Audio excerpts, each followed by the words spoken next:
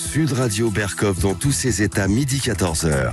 André Berkov. Nous allons commencer effectivement avec ce choc, ce sommet russo-sino-indien et avec tous les autres. Quelles conséquences pour le monde, quelles conséquences pour nous? On va donc en parler avec Tom Benoît et avec Alexandre Delval, nos amis. Et puis, en seconde partie, vous allez vraiment avoir un document exceptionnel. C'est Adieu Souleymane de Bruno Guillot. C'est un jeune Français qui s'est converti à l'islam et qui s'est converti à l'islam, attention, à l'islam salafiste, assez dur, assez fort. Il a été en Arabie Saoudite, il est devenu un imam. Il s'est converti, il est devenu un imam et 16 ans plus tard, il est revenu sur un certain nombre de ses positions. Il a écrit un livre tout à fait passionnant, Adieu Souleymane. On va en parler avec lui. Et on va le recevoir avec Céline Alonso. Donc, 13-14 heures, Adieu Souleymane. Mais tout de suite, c'est Poutine, Xi Jinping et Narendra Modi. Sud Radio Berkov dans tous ses états. Alors, 3 hommes réunis pour la célébration de la victoire sur les menées hégémoniques du Japon. 80 ans, on a vu le défilé, vous l'avez sûrement tous vu sur vos télévisions, sur vos écrans, etc. Toujours évidemment la Chine, hein, avec cet apparat. Pas par hasard qu'on a 1,5 milliard d'habitants. Donc Xi qui parle de paix et de développement, Poutine qui s'est entretenu notamment avec Kim Jong-un. Voilà, on a participé tous ensemble à la lutte contre le nazisme, le fascisme, le militarisme, dit Poutine. Et puis voilà, il se passe tout cela. Donald Trump a réagi. Bon, comme d'habitude, Donald Trump, lui, les Américains. Il a souhaité à Xi Jinping une merveilleuse, excellente journée de célébration. Et il a ajouté quand même toujours, il faut glisser la petite chose, la petite frappe. Veuillez transmettre mes salutations les plus chaleureuses à Vladimir Poutine et Kim Jong-un pendant que vous conspirez contre les États-Unis d'Amérique. Et on sait pas, très amical tout ça, mais voilà, ça fait partie du jeu, donc ça prépare les futures réunions avec Poutine en Alaska et ailleurs. Mais pour le moment, qu'est-ce qui s'est dit ? Qu'est-ce qui s'est fait? On va en parler. Alors, avec Tom Benoît, on va parler des conséquences économiques et avec Alexandre Delval, des conséquences géopolitiques. Que signifie, vous savez, on a suffisamment parlé des BRICS, que signifie justement et quelle pierre est ajoutée à ce front de ce qu'on appelle aujourd'hui le Sud global. Tom Benoît, bonjour. Bonjour André Berkov. Alors, que signifie premièrement, on ne le sait pas et on ne nous le dira pas, j'ai envie de vous dire, puisque la vocation de l'esprit de Shanghai, de l'organisation de Shanghai justement, c'est tout à fait complotiste, entre guillemets, Trump le souligne, c'est de se liguer contre l'Occident et de pouvoir planifier les choses, les organiser. Donc on sait que Poutine, par exemple, a émis l'idée d'émettre des bons mutualisés, donc d'émettre de la dette commune aux pays de l'organisation. Donc il y aurait la Chine, il y aurait la Russie évidemment. Il peut y avoir l'Inde aussi pour ça, ouais, à votre avis aussi, l'Iran, tous les pays membres fondateurs, puisqu'il y a les membres historiques, donc il y a les 10 pays, tous les pays en Turkménistan, Kazakhstan, Ouzbékistan, la Russie évidemment, les deux moteurs que sont la Russie et la Chine et l'Inde après qui est le moteur, et puis des pays comme la Biélorussie, au plus proche de nous. Bien sûr. Puis après il y a tous ceux qui sont, compagnons, entre guillemets, qui sont des pays observateurs. Mais alors, Tom, qu'est-ce qu'ils veulent faire, eux? Alors, l'idée, l'objectif, c'est quoi? Même s'il est secret, on le sait, enfin. Non, alors, les idées précises, on va démarrer par ce qui a été émis comme idée, donc c'est de créer une banque de développement, c'est-à-dire d'avoir une banque de développement qui puisse structurer les choses. Je vois que vous avez un t-shirt, faut qu'on s'organise. Pour eux, il faut qu'ils s'organisent, ils se disent, il faut qu'on soit en capacité de structurer des émissions de dette, qu'on soit pas dépendant de la Banque mondiale, qu'on soit pas dépendant du Fonds monétaire international, des agences de notation, de toutes ces institutions, il faut qu'on s'organise. Chine a émis l'idée d'émettre des bons communs. Qu'est-ce que ça sous-entend? Ça veut dire qu'ils veulent émettre des bons, donc des titres sur les marchés, qui soient adossés en quelque sorte à la puissance de l'économie chinoise, on l'imagine allègrement, et à la puissance énergétique et des projets également énergétiques russes, que ce soit en Sibérie ou ailleurs. Ce qui m'intéresse particulièrement, c'est que vous avez donc des pays qui sont très proches de nous, et un en particulier, c'est la Slovaquie, qui est un pays membre de l'Union européenne, qui utilise l'euro. Et de l'OTAN aussi, la Slovaquie, membre de l'OTAN. l'OTAN également. Ouais. Mais l'OTAN, à la rigueur, c'est un peu moins original parce que vous avez la Turquie aussi, vous avez d'autres membres de l'OTAN ou qui sont là, on va dire en proximité et qui sont invités.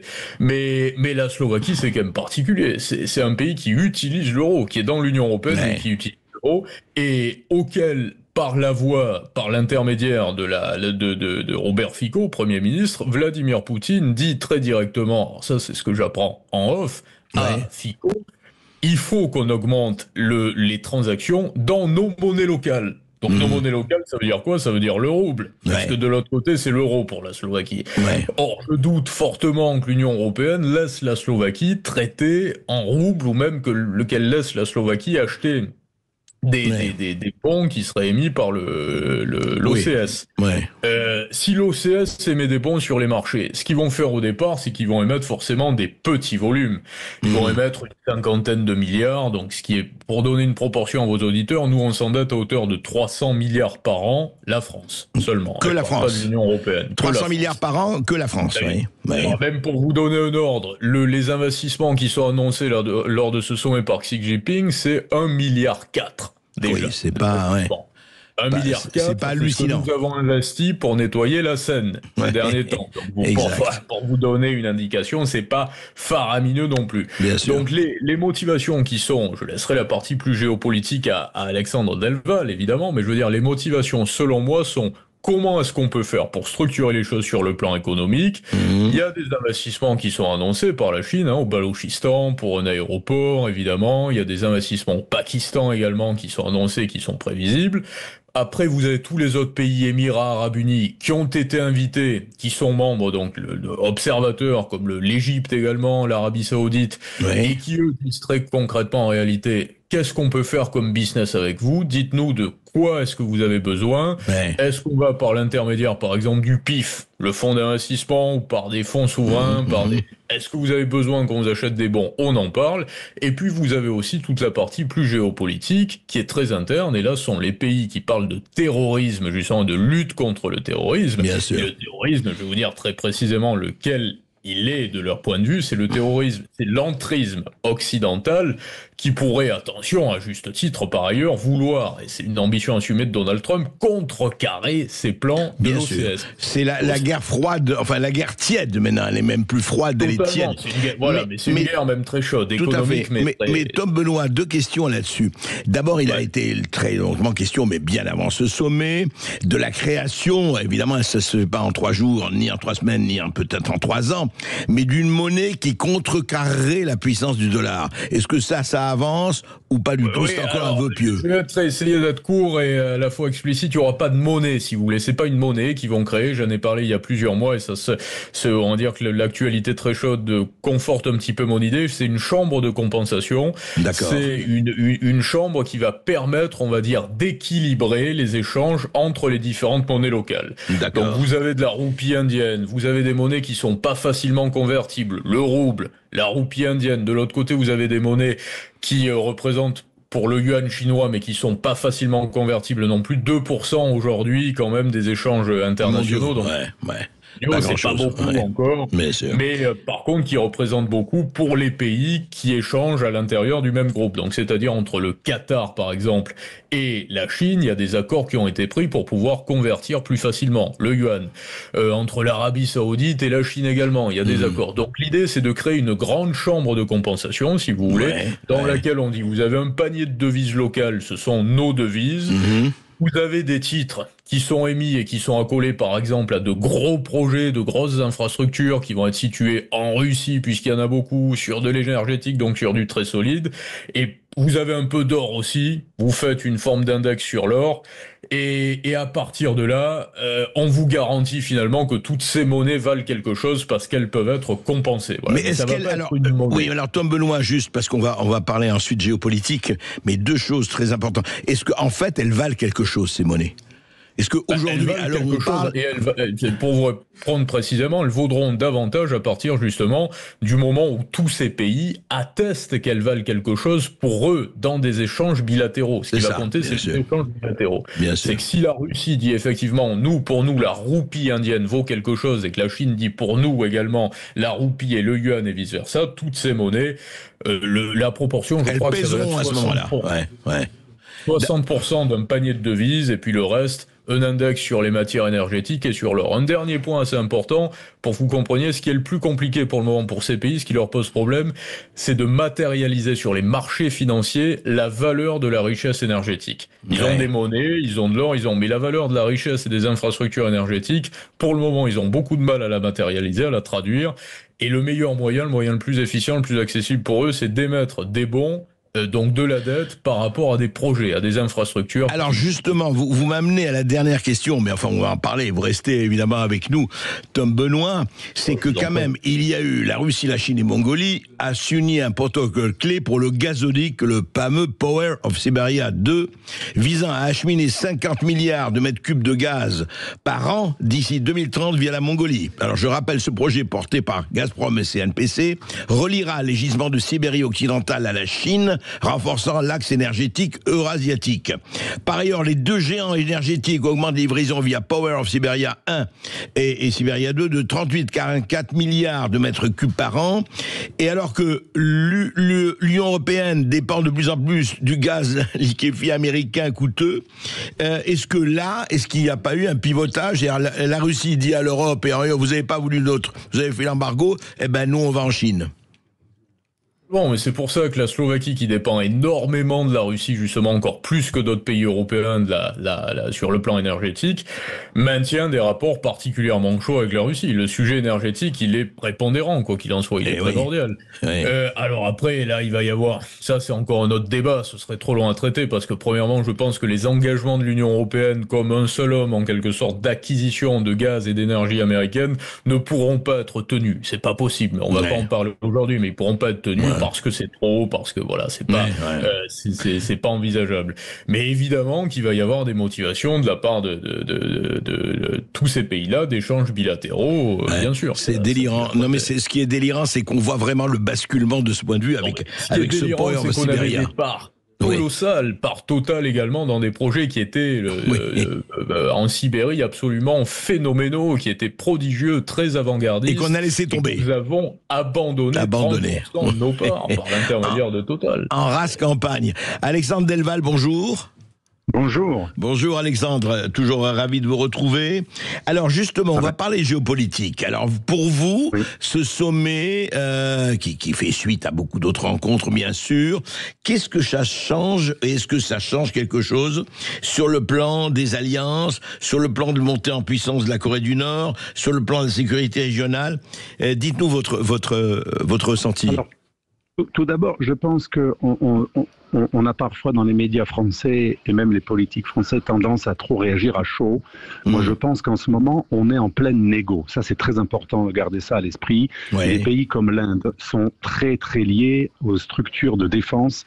Donc là, on est dans du lourd. Et dans la stratégie occidentale, l'Inde a comme ennemi stratégique la Chine, même si la Chine est son partenaire économique. Il faut comprendre que dans le nouveau monde multipolaire, un pays peut être ennemi stratégiquement avec un voisin, mais partenaire avec lui en même temps, un peu comme nous pendant la guerre froide, on importait du gaz russe et on était en guerre froide totale avec la Russie. Les choses ne sont pas manichéennes. Deuxième chose que je voulais dire, donc on est dans une négociation. Les Indiens sont obligés de faire un bras de fer avec les États-Unis et c'est pour ça que c'est Modi qui a posté ces photos où il était quand même un peu en troisième place. On voyait que Poutine et Xi se regardaient. Lui, il était un petit peu presque un intrus, mais il voulait absolument, un peu comme celui qui s'infiltre dans un groupe, mais il voulait montrer aux Américains, le message est très clair, je ne suis pas votre ennemi, je suis votre allié. Je suis complètement allié avec l'Amérique, avec l'AUKUS, le Quad. Sauf qu'il n'a pas aimé l'histoire des tarifs, j'imagine. C'est ça, il est en pleine... Il faut comprendre qu'il n'y a aucune conclusion à en tirer, en tout cas pour l'Inde. L'Inde est uniquement en train de résister au fait que Trump a une caractéristique, il punit plus ses amis que ses ennemis. Et donc l'Inde, comme l'Union européenne, était vouée à être littéralement mis à l'amende par les États-Unis. Donc il est dans un rapport de force pour rappeler, je suis votre ami, mais attendez, si vous êtes trop pénible avec moi et si vous voulez me racketter littéralement, je vais me rapprocher de vos ennemis. Je ne suis pas encore votre ennemi. Et il faudrait beaucoup pour que je le sois. Donc il faut rester très prudent, ne tirons aucune conclusion pour l'Inde. L'Inde est en train d'essayer de faire sauter la menace tarifaire. Deuxième chose que je voulais dire qui est très importante, l'OCS, c'est un immense gâchis pour nous. Il faut savoir que quand l'OCS a été créé, 3 ans après que la Russie et la Chine aient un petit peu mis de côté leur contentieux, enfin même réglé leur contentieux territorial. L'OCS a été créé contre le terrorisme d'Al-Qaïda et contre l'organisation, le mouvement islamique de l'Ouzbékistan. Dans la vallée de la Fergana, il y avait un immense terrorisme sunnite, takfiriste, wahhabite, que combattaient les Russes et tous les pays qui ont un islam très tolérant, ce qu'on appelle le jadidisme, cet islam soviétique mélangé entre le soufisme et le néo-islam soviétique. Ça a donné un islam très hostile à l'islamisme radical, et c'est pour ça que l'Iran est rentré dans l'OCS, parce que l'islamisme iranien est chiite, il est totalement compatible avec la stratégie russe.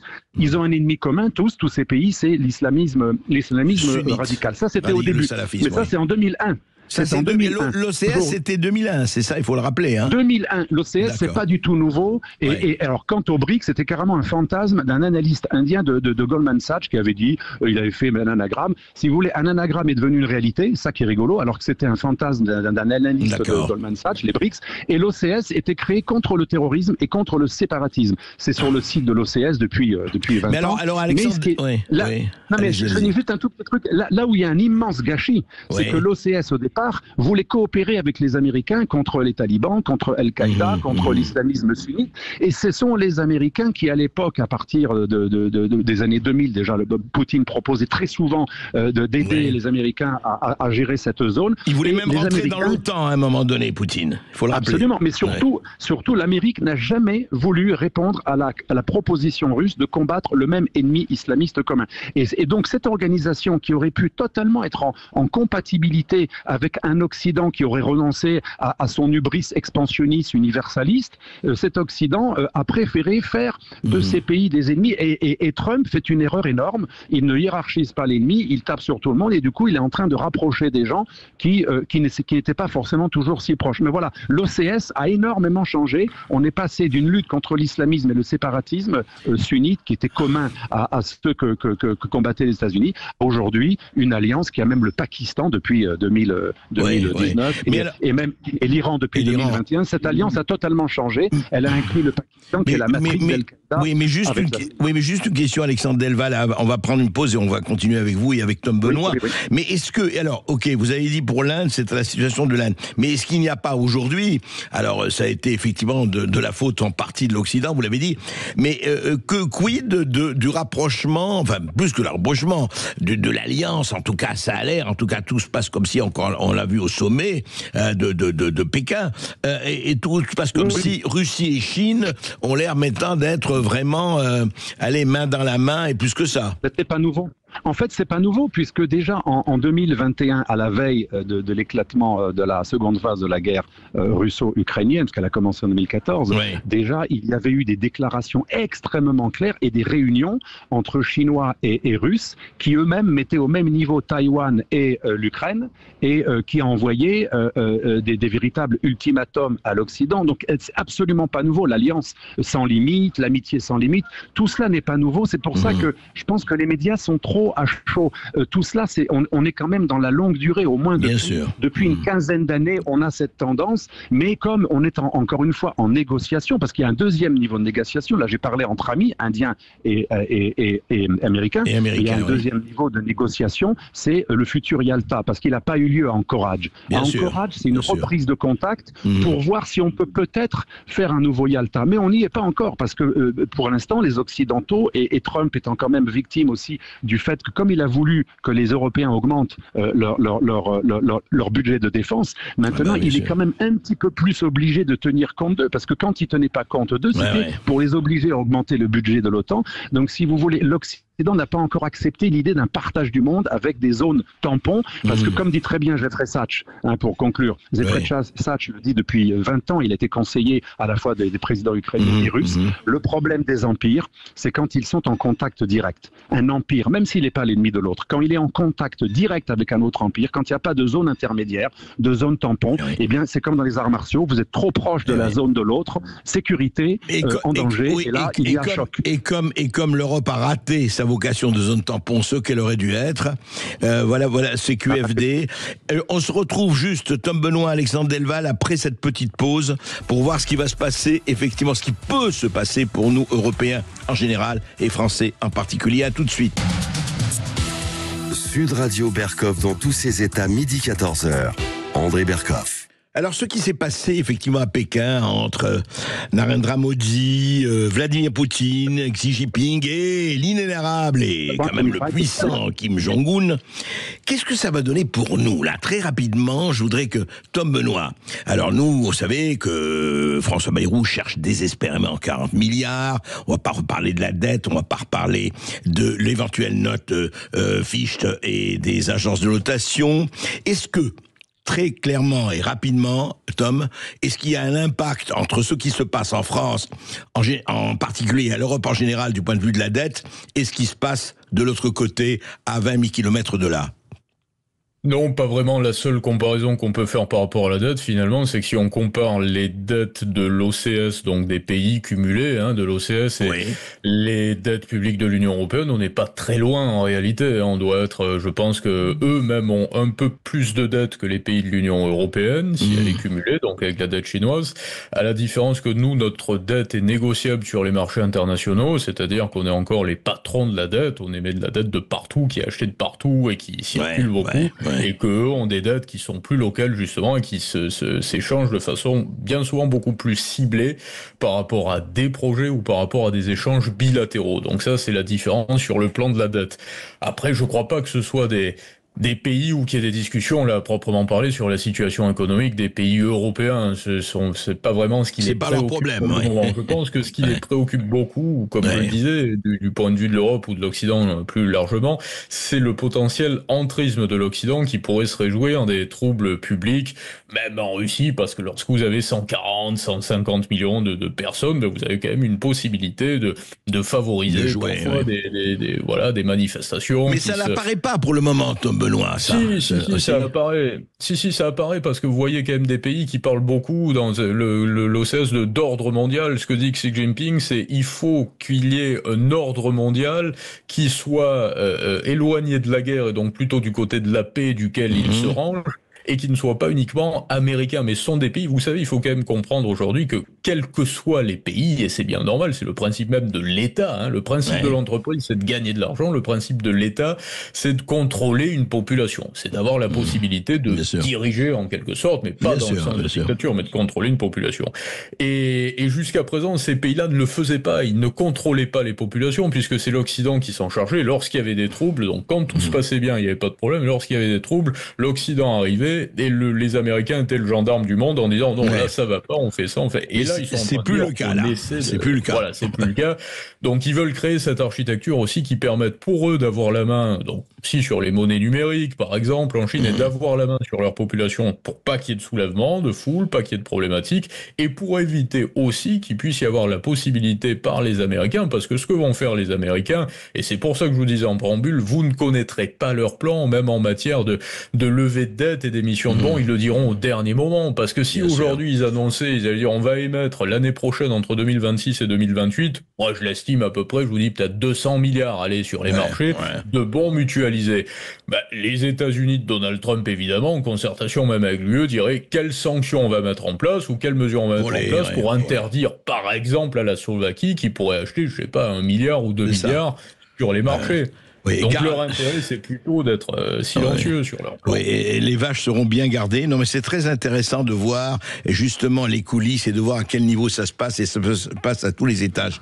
Alexandre Delval, alors du point de vue de l'Europe, et on voit bien, on va pas revenir sur ce qui se passe en Ukraine en ce moment, et on voit bien effectivement comment tout cela avance. On voit bien qu'il va y avoir, vous l'avez dit déjà, le Yalta, il va peut-être avoir lieu, mais c'est pas aujourd'hui. Mais est-ce qu'il y a des conséquences pour nous, et lesquelles, du point de vue justement du rapport des forces avec ce qui se passe au niveau des BRICS et au niveau du Sud global? Eh bien, malheureusement, je crois que l'Europe n'est pas l'acteur. Les Européens, avec la coalition des volontaires, Starmer, Macron, etc., essaient de peser, mais pour l'instant, ils ne peuvent pas peser. Ils sont, par exemple, prenons les conséquences de la guerre en Ukraine, elle a bénéficié à l'Inde, qui, dans le plus grand, la plus grande organisation de raffinerie mondiale, c'est gavé littéralement. C'est elle qui nous vend du pétrole russe, il faut le dire, c'est ça, c'est elle qui nous vend du pétrole russe raffiné, quoi. Voilà, elle nous vend. J'étais à Londres récemment avec un trader de cette grande raffinerie indienne. Et il me disait qu'il y a toujours des solutions de toute façon pour dire qu'on ne va plus en acheter, mais on va en acheter quand même. C'est un autre exemple, beaucoup de pétrole russe raffiné, du diesel notamment, arrive à Rotterdam. Un autre trader que n'était même pas au courant, notamment par des ports. Alors il y a le Maroc qui en vend beaucoup, il y a la Tunisie, ça c'est pas connu, l'Égypte, mais aussi Oman. Maintenant Oman envoie plein de diesel. Si vous voulez, les sanctions sont constamment contournées. Deuxième chose et que peut-être vous savez, mais beaucoup de gens ne le savent pas, on a augmenté la part d'importation de gaz russe en 2024. Les Russes sont passés un moment devant les Norvégiens, après ils sont redevenus deuxième. Ils sont entre la première et la troisième position suivant les mois, alors que tout le monde nous dit qu'on n'achète plus de gaz russe. Oui, on dit qu'il y a un embargo total général, quoi. C'est ce qu'on dit. Absolument faux. D'ailleurs, il a jamais été interdit. La consommation de gaz russe n'a jamais été interdite. On a saboté des oléoducs. Certains les ont interdits. Zelensky a supprimé les derniers. Mais ce qu'on n'a pas interdit, c'est le gaz russe GNL, liquéfié. C'est ça, liquéfié. Qui coûte beaucoup plus cher. Pourquoi on l'a pas interdit? Parce que celui-là, il est élevé. Et donc, le but des anglo-saxons, c'était de ruiner l'industrie européenne. Donc, faire en sorte qu'une guerre advienne pour que les Russes et les Européens ne se parlent plus et que, comme disaient très bien beaucoup de grands stratèges américains, le plus grand ennemi de l'Amérique, la plus grande menace pour l'Amérique, ce serait le capital, l'intelligence, la prospérité européenne et les énergies et la force russe. Et donc, ceci maintenant n'est plus possible puisqu'on n'a plus l'énergie russe bon marché. Par contre, ça ne gêne pas trop l'empire anglo-saxon qu'on importe du gaz russe cher, puisqu'il n'est pas trop concurrent du gaz de schiste américain qui a besoin d'un prix assez élevé pour être rentable. Donc on est vraiment les cocus ou les perdants ou les dindons de la farce de cette histoire. Les Indiens se gavent, les Turcs, ils sont le deuxième pays qui achète le plus de pétrole russe et qui le revendent en produits dérivés. Ne parlons pas du Maroc que j'ai cité, la Tunisie, il y a plein de pays qui se gavent. Les Américains sont les grands gagnants, ils sont même un petit peu les initiateurs. Les Anglais, toujours depuis 2 siècles, les Anglais ont toujours essayé de diviser les Russes et les Européens, tout en s'entendant très bien avec les Russes. Une petite histoire, j'étais à Londres récemment, et là où on dit, comme on dit en langage courant, on peut halluciner, c'est qu'aujourd'hui, Londres, qui est le pays le plus russophobe et le plus dur contre la Russie... et le plus va-t-en-guerre. Eh bien, figurez-vous, les gens qui ont des capitaux russes se réfugient à Londres. C'est fou quand même. Ça, c'est pour me comprendre... Les gens qui ont des... Vous avez dit? Les gens qui ont des capitaux russes, qu'ils soient russes ou qu'ils soient des non-russes, enrichis en affaires avec les Russes, ils sont virés de toutes les banques dans toute l'Europe, mais ils arrivent à trouver des banques à Londres. Ça, c'est intéressant, parce que là, c'est la vraie géopolitique et la vraie économie. Et donc, nous sommes cocus, battus et contents. C'est ça. Cocu, battu, concant, dindon de la farce. Alors il y a donc les Indiens se gavent, les Turcs se gavent, les Émirats, bien sûr, les Émirats. Maintenant il y a plein de sociétés offshore russes aux Émirats. Les pays d'Asie centrale de l'OCS fondateurs, les pays en ce temps. Alors il y a plein de délocalisations offshore, etc.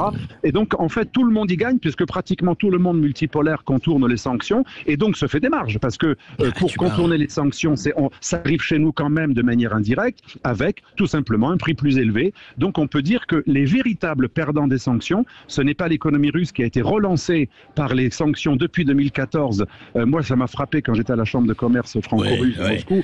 On m'a expliqué, les entrepreneurs français m'ont expliqué comment il y a des ajustements juridiques pour que tout arrive. En fait, c'est comme le guépard. Tout change pour que tout reste pareil. Tout arrive. Sauf que c'est plus cher pour nous, et sauf que on fait des ajustements juridiques. Donc si encore ces sanctions atteignaient leur but, on pourrait les comprendre à la limite. On le sait déjà. Voilà, donc c'est ça qui est fou. Oui, merci Alexandre. Tom Benoît, vous vouliez ajouter quelque chose ? Non, mais je crois que ça me paraît alors un point peut-être par rapport à ce que dit Alexandre. Oui, effectivement, Londres va être plus flexible parce que c'est une grosse place financière, naturellement. Alors après, il y a beaucoup de sanctions, malgré tout, britanniques qui ont refroidi bien des Russes jusqu'aux propriétaires de clubs comme Chelsea, par exemple. Oui, c'est vrai, mais sur le fond, c'est vrai que l'Europe est le dindon de la farce, quand même. Alors oui, mais pense pas pour autant qu'il y ait beaucoup de Russes aujourd'hui ou de personnes détenant des capitaux russes qui laissent des fortunes, en tout cas à Londres, peut-être pour des transits probablement, mais aujourd'hui ils vont plutôt se tourner vers des juridictions justement comme Bahreïn par exemple, qui sont pas observateurs mais partenaires de l'OCS d'ailleurs, ou Oman ou les Émirats Arabes Unis, mais ils ont une très très grande méfiance à l'endroit à la fois des USA, des Britanniques. Ça c'est clair. En tout cas, merci à vous Alexandre Delval, merci à vous Tom Benoît. Vous voyez ce qui est intéressant quand ce que vous voyez à la télévision, ce que vous entendez à la radio sur les grandes déclarations et derrière en coulisses, eh bien voilà ce qui se passe et on vous donne les coulisses. À très vite. Pour réagir à cette émission, 0826 300 300, et puis pour réécouter surtout, rendez-vous sur nos plateformes Spotify, Deezer, YouTube. Abonnez-vous. À tout de suite.